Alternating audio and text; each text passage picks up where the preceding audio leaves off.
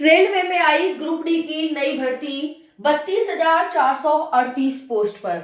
साथियों, form fill हो रहे हैं और आपके फॉर्म फिल लंबे चलने वाले हैं। लेकिन ऐसे साथी जो लास्ट डेट का इंतजार कर रहे हैं उनको सावधान रहना है।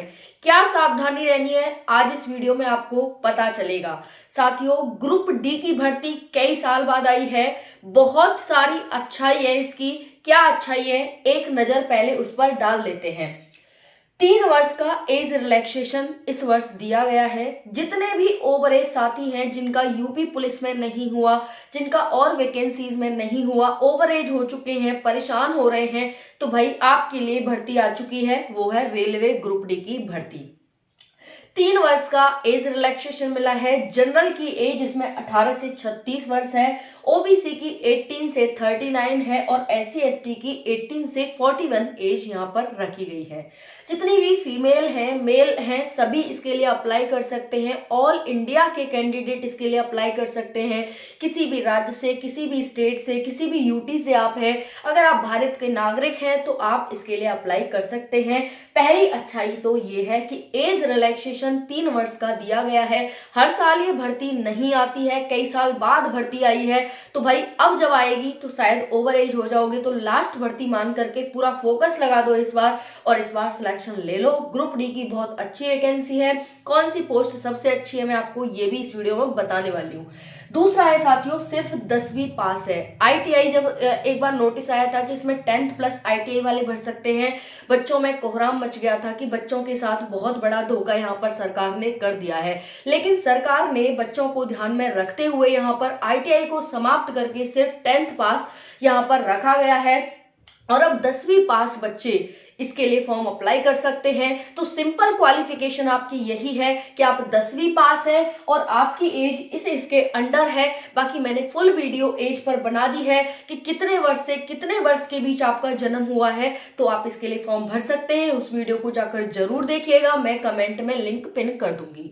तीसरा है साथियों, जीएस का वेटेज बहुत कम है। आपको जीएस से डर लगता है तो जीएस को बिल्कुल एक तरह से समाप्ति कर दिया गया है। इसीलिए मैंने यहाँ पर लिखा है कि मैथ साइंस रीजनिंग कराएंगे आपका सिलेक्शन। जीएस को भूल जाइए। बच्चा जीएस पढ़ते पढ़ते शायद मुझे लग रहा है कि सबसे ज्यादा अपने तैयारी में बच्चा जीएस ही पढ़ता है ना। कभी करंट अफेयर, कभी हिस्ट्री पढ़ रहा है, कभी पॉलिटी पढ़ रहा है, कभी इको पढ़ रहा है, कभी ये पढ़ रहा है, फलाना ठिकाना, मतलब दुनिया भर की, कभी अकबर तो कभी बाबर। लेकिन साथियों, अगर आप अकबर, बाबर, हिस्ट्री, पॉलिटी पढ़े बिना भी आप सिलेक्शन इस भर्ती में ले पाएंगे, क्योंकि इसका जो वेटेज है वो बहुत कम है।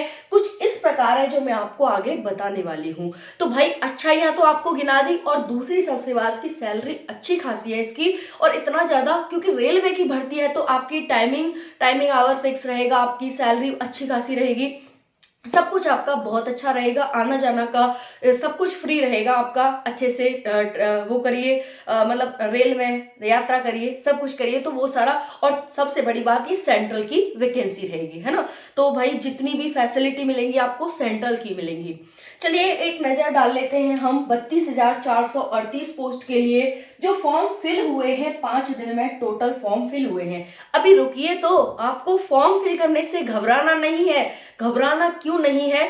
फॉर्म फिल करने से कोई टेंशन लेने वाली बात नहीं है कि इतने ज्यादा फॉर्म फिल हो गए, हाय दैया क्या करें, कैसे करें। फॉर्म जितने भी फिल हुए हों, अगर आप अपने सिलेबस को कंप्लीट कर लेते हैं तो आपका यहाँ पर कोई कुछ नहीं बिगाड़ सकता।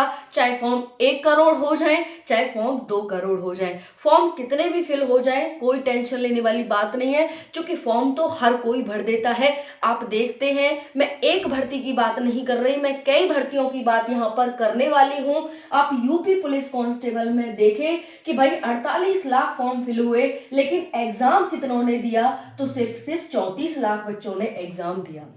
मैं और ज्यादा भी बात नहीं कर रही, मैं बात कर रही हूँ यहाँ पर आरआरबी जेई भर्ती की। 11 लाख बच्चों ने फॉर्म फिल किया, लेकिन एग्जाम कितने लाख बच्चों ने दिया? सिर्फ 7 लाख बच्चों ने दिया। तो ये ऐसे कौन से महानुभाव हैं जिनके पास ज्यादा पैसा है, फॉर्म तो भर देते हैं लेकिन एग्जाम देने नहीं जाते? तो ये वो महानुभाव हैं जिनको लगता है कि चलो भर्ती आई है, वो फिल कर रहा है तो मैं भी कर देता हूँ। ये ऐसे महानुभाव है और उनकी संख्या धीरे धीरे जाते लास्ट तक बहुत कम हो जाती है, मान लो फॉर्म भर के एग्जाम देने भी चले जाते हैं तो फिर वो आगे नहीं जा पाते हैं क्योंकि वो तैयारी ही नहीं करते हैं। अगर आप सीरियसली इस भर्ती के में सेलेक्ट होना चाहते हैं तो आपको अपने सिलेबस को ध्यान रखना है, बाकी कुछ भी ध्यान नहीं रखना है, सिर्फ और सिर्फ सिलेबस को पढ़ना है। इसीलिए साथियों अगर कहते हैं ना कि भाई टू द पॉइंट आपको तैयारी करनी है तो वो है आपका सिलेबस। सिलेबस से बाहर आपको कुछ भी नहीं पढ़ना, सिर्फ और सिर्फ सिलेबस के अंदर ही आपको रहना है। ठीक है, क्या पढ़ना है इससे ज्यादा इंपॉर्टेंट है कि क्या नहीं पढ़ना है। ठीक है ना, तो मैंने आपको ये गिना दिया और भी बहुत सारी भर्ती है गिनाने को तो, बट आपको इससे पता चल गया कि कितना बड़ा डिफरेंस यहाँ पर देखा गया है। यहाँ पर भाई 23 लाख बच्चे जो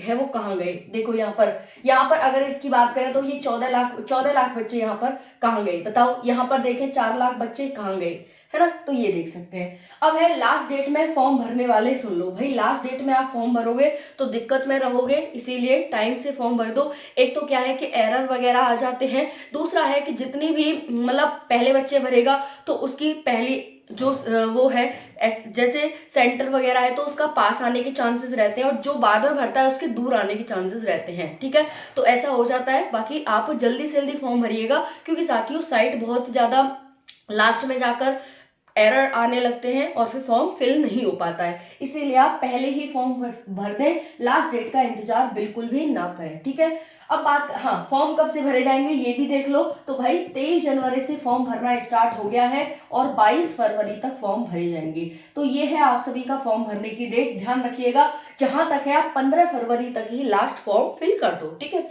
चलिए नेक्स्ट बात कर लेते हैं। ताबड़तोड़ भरने से बिल्कुल भी डरे ना। अगर आप ताबड़तोड़ फॉर्म से डर रहे हैं तो डरने की कोई बात ही नहीं है, क्योंकि साथियों यहाँ पर बिल्कुल भी डरने की कोई बात नहीं है, क्योंकि पढ़ने वाले बच्चे तो वही सिलेक्टेड हैं, वही बच्चे पढ़ने वाले हैं जो मतलब बहुत कम, ठीक है, 1-2% ही है ना, और उनका ही सिलेक्शन होना है। 32,000 पोस्ट है, फॉर्म करोड़ों में भरा जाएगा, लाखों में भरा जाएगा, लेकिन सिर्फ 32,000 का ही सिलेक्शन होगा। तो वो 1% बच्चा ही होता है, 1 से 2% जो पढ़ता है ना, और उसमें ही आप हैं। तो आपको बस मैंने एक ही चीज बताई कि सिलेबस के अंडर रहिए और कुछ भी आपको नहीं पढ़ना है, सिलेबस बहुत ही छोटा सा है ना।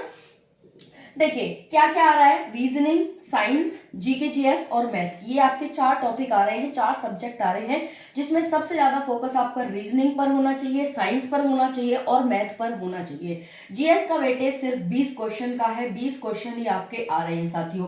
तो भाई सिलेक्शन आपका मैथ, साइंस और रीजनिंग कराने वाला है। अगर आप जीके जीएस जो सबसे ज्यादा आप समय देते हैं और जब लास्ट समय में जब पेपर देकर आते हैं तो कहते हैं मैंने बहुत पढ़ाई की थी, वो बहुत पढ़ाई आपने सिर्फ जीएस की थी, मैथ, रीजनिंग और साइंस या फिर हिंदी इंग्लिश को तो आपने समय ही नहीं दिया था।